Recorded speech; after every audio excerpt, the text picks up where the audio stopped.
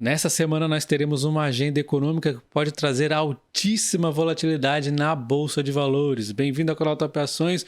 Hoje nós vamos falar sobre essa agenda econômica e alguns pontos, como a questão do etanol não estar competitivo, essas ações vêm sofrendo bastante, e o Renda Mais aí, Tesouro Fixo. Será que realmente é interessante esse investimento? Deixa o like no vídeo e vamos conferir. E olha só, o etanol ele não é competitivo em 98% dos municípios pesquisados pela ANP. Então tá feia a situação para o etanol. As empresas vinculadas a esse setor vêm sofrendo muito.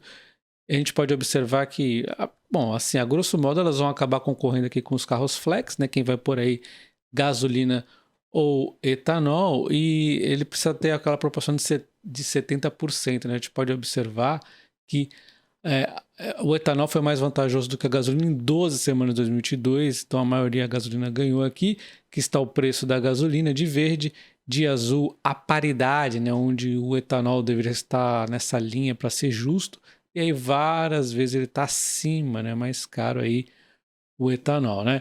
Então a redução do imposto causou impacto, a gente teve aqui a redução que deixou várias vezes o etanol acima da gasolina. Essa redução dos impostos dos combustíveis acabou pesando, diminuindo, né, a diferença de preços aqui entre o etanol e o combustível fóssil, porque o etanol ele tinha esse incentivo aqui de uma diferença do imposto aqui entre duas classes, né? Então a gente vê alguns pontos que pressionam o preço do etanol.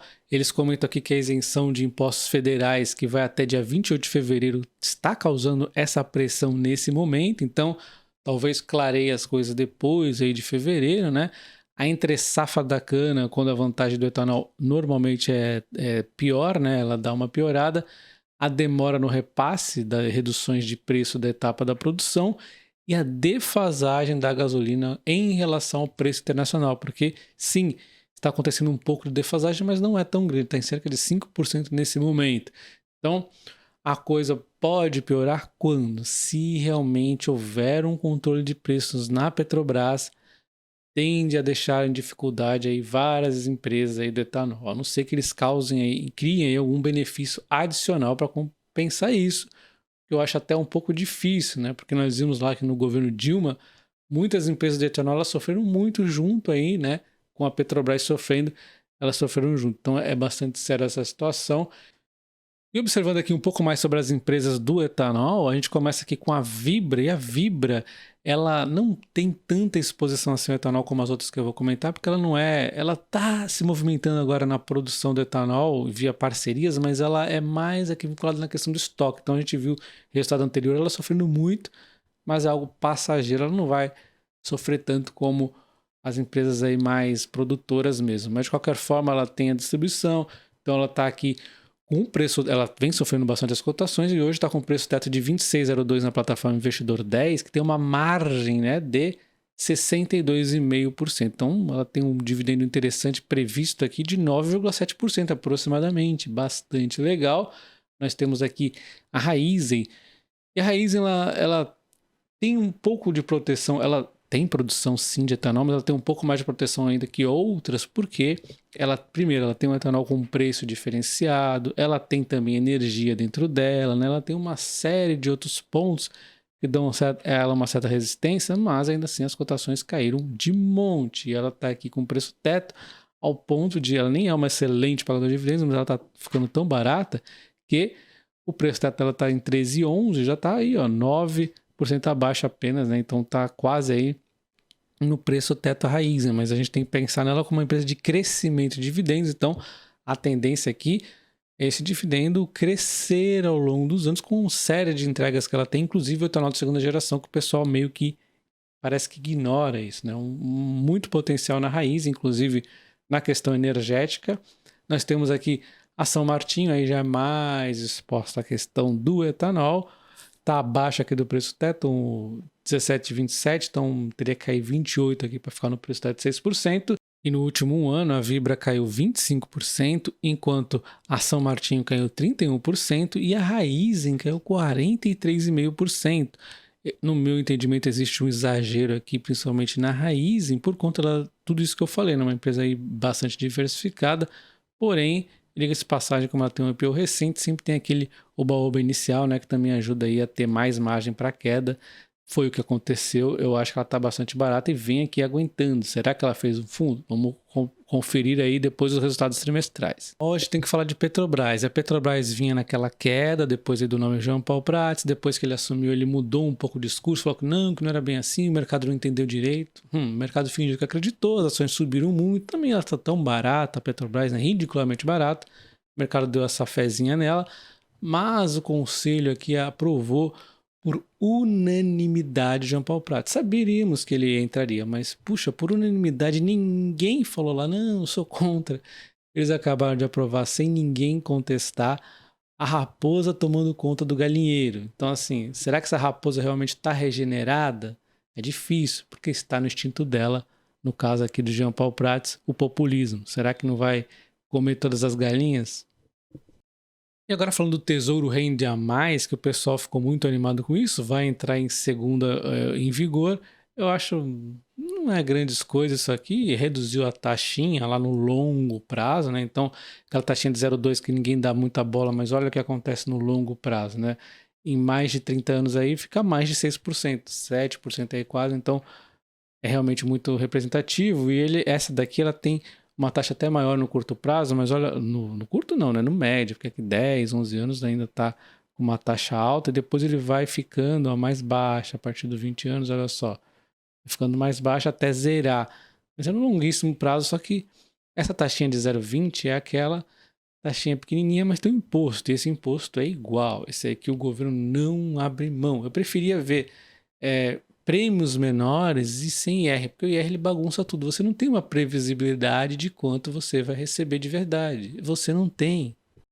Eu já expliquei isso várias vezes. Nós temos aqui o Tesouro IPCA 6,51. Ele está nas taxas máximas. Primeiro que você não vai conseguir fazer um plano de aposentadoria, porque ele não vai estar nesses valores sempre, muito raramente. Então, assim, não dá, mas vamos supor que você põe uma porrada de uma vez só agora.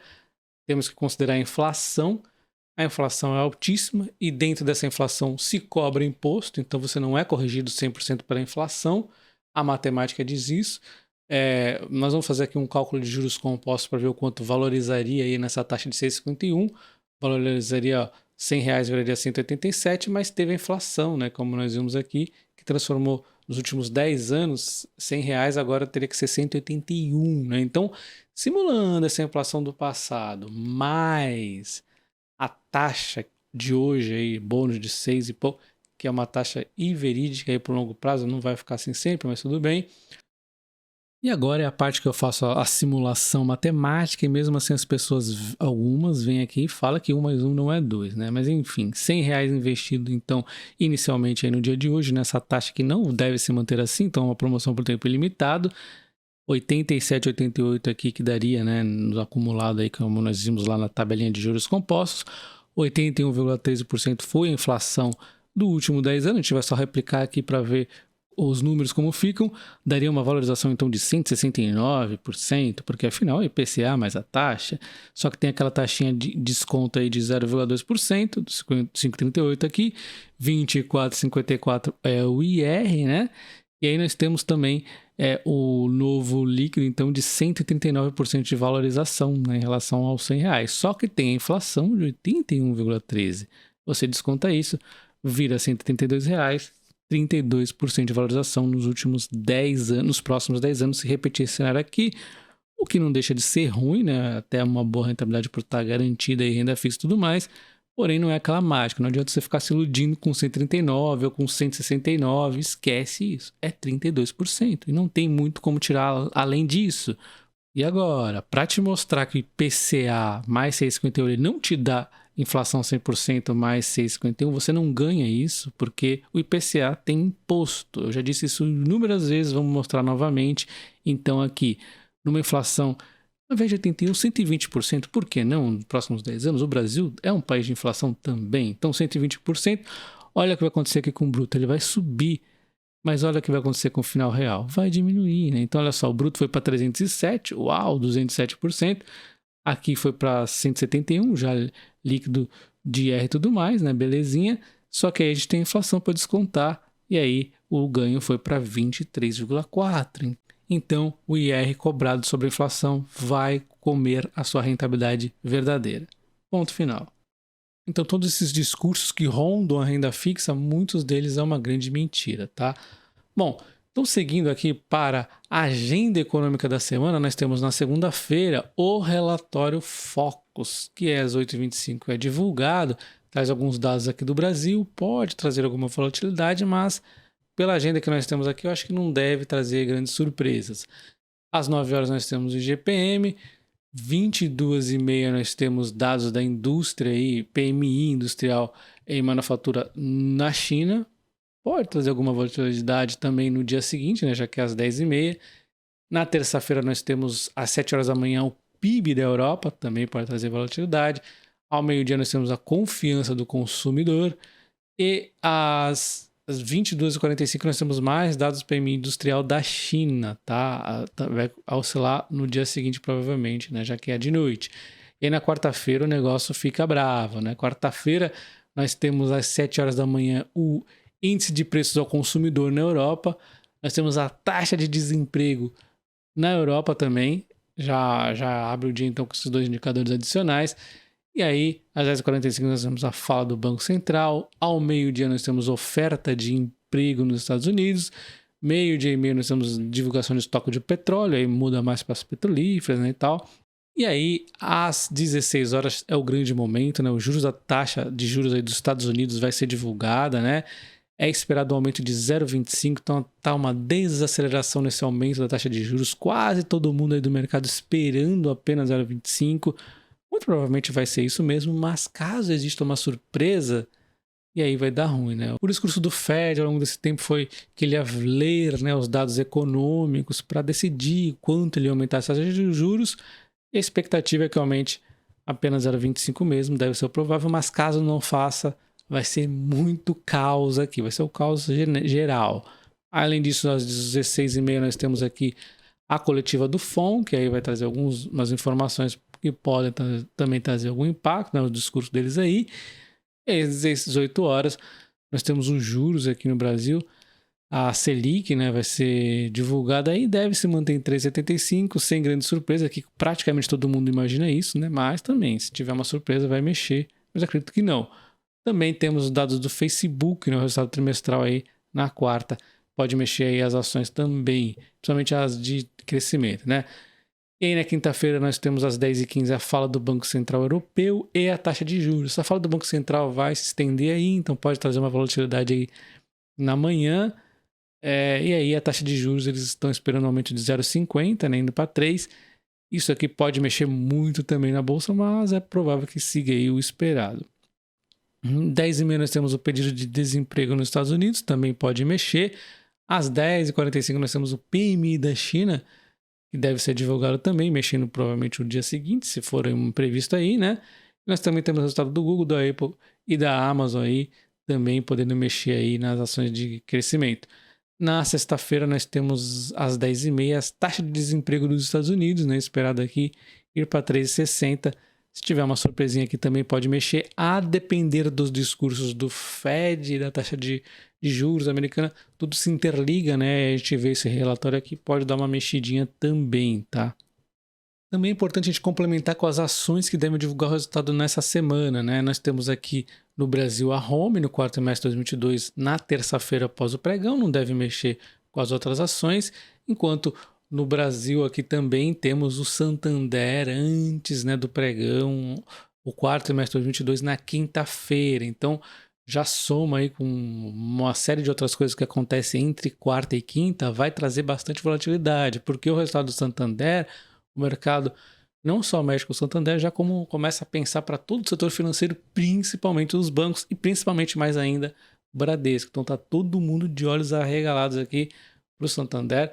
Eu comentei aqui o que esperar dos bancos nesse quarto trimestre de 2022, olhando também o que a XP vem falando. Olha o card aqui em cima, tá? Eu também comento a minha opinião para 2023 para esses bancos. Então deixa o like nesse vídeo e comenta aí se você está atento em quais ações para estar comprando nessa semana. Tem bastante ação aí para a gente ficar de olho.